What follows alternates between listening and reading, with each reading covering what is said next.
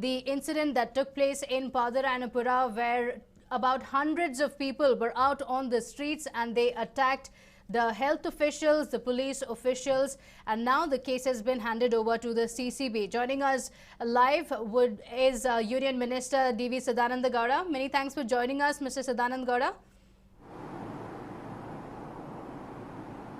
He's joining us from the national capital. Mr. D.V. Sadananda Gowda, first up, let's get to the burning issue in Karnataka. The brutal attack on the health officials, the BBMP workers, as well as the police officials that took place in Padaranapura.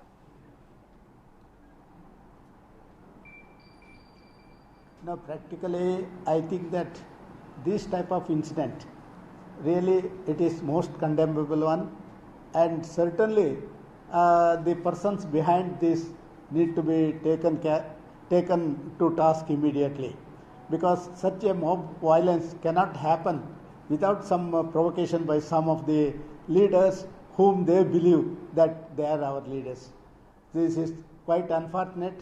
I am of the opinion that there were attacks on Asha Karyakartas and there were attacks on doctors in various corners of the country. Even in Karnataka, several incidents has happened earlier. I think that at that time itself, we ought to have taken some stringent measures and steps to see that such incidents should not happen in future, because a liberal view on the earlier occasions has gone to such an extent where this sort of manhandling of our officers, policers by the mob, it is really intolerable and highly condemnable. That's absolutely true, but unfortunately, this is the fifth incident that we are seeing in Karnataka. What's even worrying is that it was in Bengaluru, and if you saw the visuals, there were hundreds of people out on the street. So it was not just about defying the lockdown, it was much more. And it also looked like a pre-planned attack, isn't it? Certainly it is a pre-planned attack. The way in which the people gathered within a minute, and how they have destroyed, how they ransacked everything, and how they manhandled the corporation officials. It shows that it's a pre-planned one. It cannot be a spontaneous, it cannot be a sudden incident that has been racked up. But do you really believe that a few leaders would also be involved in the same? Because at a time when the area is in containment zone already, it is a red zone, which means there is increased police presence as well in the area. What could have really led to this kind of violence to such an extent? Ma'am, I am in Delhi. I don't know what exactly the things happened on the spot.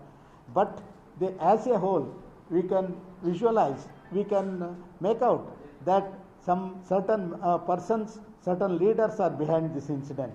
At least a corporator or a MLA who is representing that area ought to have come, and he ought to have given all assistance to the police to handle the issue. But instead of that, just saying that by some misunderstanding, by some false false ground, that has been done by those people, so they need not be taken into task. That itself shows that he himself is the man behind this screen. Okay, to put things into perspective, earlier today we also saw MLA Zamir Ahmed Khan also reach the spot, and while the media questioned him, because a few of the residents had also told the BBMP officials that if Zamir Ahmed Khan comes to the spot, only then will we accompany you. So that was the kind of fear that several residents had as well.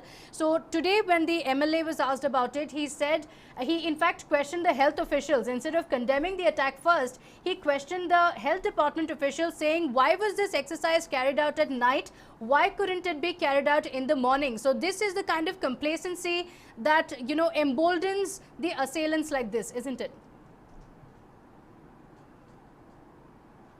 See, practically the MLA who spoke to the media, that shows that practically he is behind this, because the way in which he explained the matter to the police, or explain the matter to the other persons who are in and around him, that shows that yes, he is a man behind this. So he was feeling guilty. He could not answer in a right way, and he, without his assistance, such things would not have happened there. This is not the first time. Several incidents in that Padarayanpura has happened. Long back, there was a teacher's incident. Then also this man was protecting all the accused persons on that area. So I think that the government has to take a very tough decision. Government has to take into all the people who are accused in this immediately to custody, and stringent action has need to be taken against them. Right. Mr. Sadanand Gowda, you're at the center, but you would be aware of what's happening in Karnataka as well. Do you believe that the state government is getting enough cooperation from the opposition leaders in Karnataka?